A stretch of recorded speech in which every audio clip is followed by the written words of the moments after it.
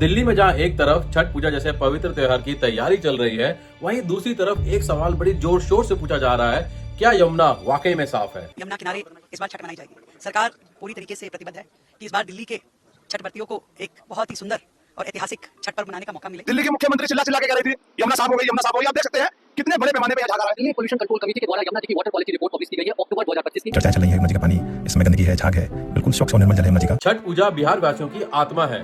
पूर्वांचल के लोगों के लिए यमुना सिर्फ एक नदी नहीं, जीवन रेखा है।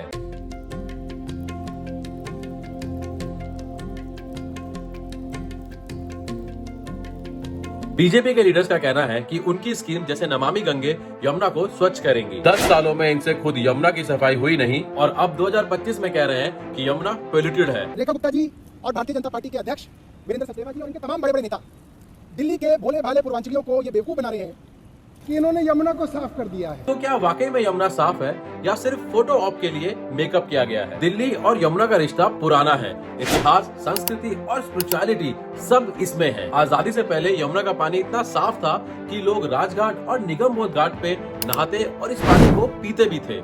उस समय पॉपुलेशन थी लगभग 10 लाख और ना कोई फैक्ट्रीज थी और ना ही कोई ड्रेन्स थे। पर 1950 से 70 के बीच में आया अर्बनाइजेशन का बूम, पॉपुलेशन लगभग 35 लाख और कांग्रेस के राज में नजफगढ़, बारामूला और शाहदरा के ड्रेन्स ने यमुना को गार्बेज बिन बनाना शुरू कर दिया। 1980s में छोटी बड़ी इंडस्ट्रीज ने केमिकल वेस्ट डंप करना शुरू किया और 1988 में CPCB यानी सेंट्रल पोल्यूशन कंट्रोल बोर्ड ने कहा कि दिल्ली का स्ट्रेच डेंजरसली पोल्यूटेड है। 1993 में यमुना एक्शन प्लान लॉन्च हुआ। 1500 करोड़ से ज्यादा रुपया खर्च हुआ सीवेज ट्रीटमेंट प्लांट और ड्रेन इंटरसेक्ट प्रोजेक्ट्स पर, लेकिन पानी की क्वालिटी में कोई बड़ा फर्क नहीं आया। 2000 से 2010 के बीच दिल्ली की पॉपुलेशन 1 करोड़ क्रॉस कर गई और 20 से भी ज्यादा बड़े ड्रेन्स बिना ट्रीटमेंट के सीवेज पानी को सीधा यमुना में गिरा रहे थे। दिल्ली जल बोर्ड ने बार बार कहा कि sewage treatment plant half capacity पे चल रहे हैं और इंडस्ट्रियल वेस्ट के साथ मिक्स हो जाते हैं। और फिर 2014 में आई आम आदमी पार्टी की सरकार। केजरीवाल ने कितनी ही बार यमुना को साफ करने का वादा किया, लेकिन कोई सिग्निफिकेंट इंप्रूवमेंट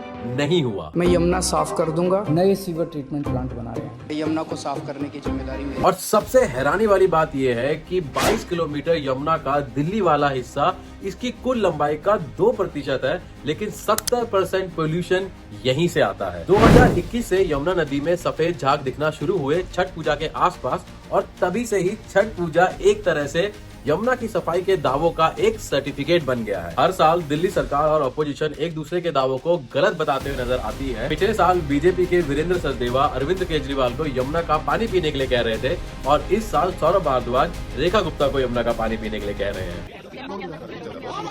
अरविंद आएंगे तो अच्छा लगेगा हमें। दिल्ली के पूर्व मुख्यमंत्री हैं, अभी ठीक है जमानत में है, लेकिन आना चाहिए उन्हें और हिसाब देना चाहिए 8,000। नमस्कार रेखा गुप्ता जी और नमस्कार भारतीय जनता पार्टी के दिल्ली के अध्यक्ष। मैं आपके लिए ताजा यमुना का पानी भर के लेके आया हूँ।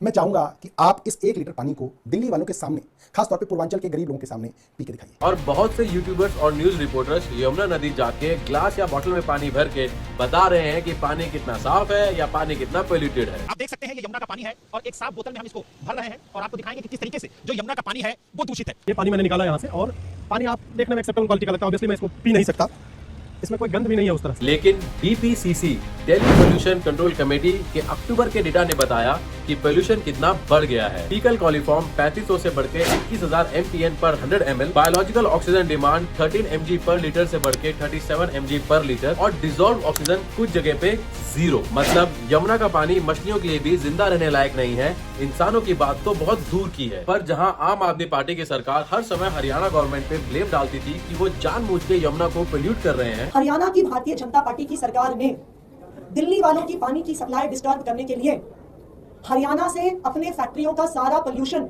यमुना नदी में छोड़ना शुरू कर दिया है। वहीं DPCC की रिपोर्ट के बाद दिल्ली की CM रेखा गुप्ता ने यमुना के किनारे मिशन मोड में सफाई कैंपेन शुरू कर दिया है। यमुना किनारे इस बार छठ मनाई जाएगी। सुंदर और विशिष्ट इस बार की छठ दिल्ली वासियों के लिए रहने वाली है और किसी भी प्रकार की व्यवस्था की जिम्मेवारी भी दिल्ली सरकार की है और उसके बाद की यहाँ की स्वच्छता की जिम्मेवारी भी दिल्ली सरकार की है। उद्देश्य सिंपल है, छठ भक्तों के लिए पवित्र और सेफ घाट तैयार करना। 1300 प्लस घाट क्लीन और ब्यूटीफाई किए गए हर घाट पे लाइटनिंग, बैरिकेड, टेंट और ड्रिंकिंग वाटर का इंतजाम हुआ। हथनी कुंड बराज से एक्स्ट्रा 7,900 क्यूसेक पानी प्रतिदिन रिलीज किया गया ताकि पोल्यूशन डायल्यूट हो और झाग कम दिखे। पाला से कालिंदी कुंज तक रिवर बैंक्स पे डिसिल्टिंग और सफाई हुई। टीम्स ने झाग और फ्लोटिंग वेस्ट हटाए और कॉगलेंट केमिकल्स और स्कीमर से पानी क्लियर किया। डीपीसीसी इंजीनियर्स और वॉलंटियर्स ने डेली इंस्पेक्शन किया और आईटीओ, कालिंदी कुंज और वजीराबाद पर लाइव डेटा सैंपल कलेक्ट किया गया। तो सच ये है कि इस बार डीपीसीसी की रिपोर्ट एक वार्निंग नहीं बनी।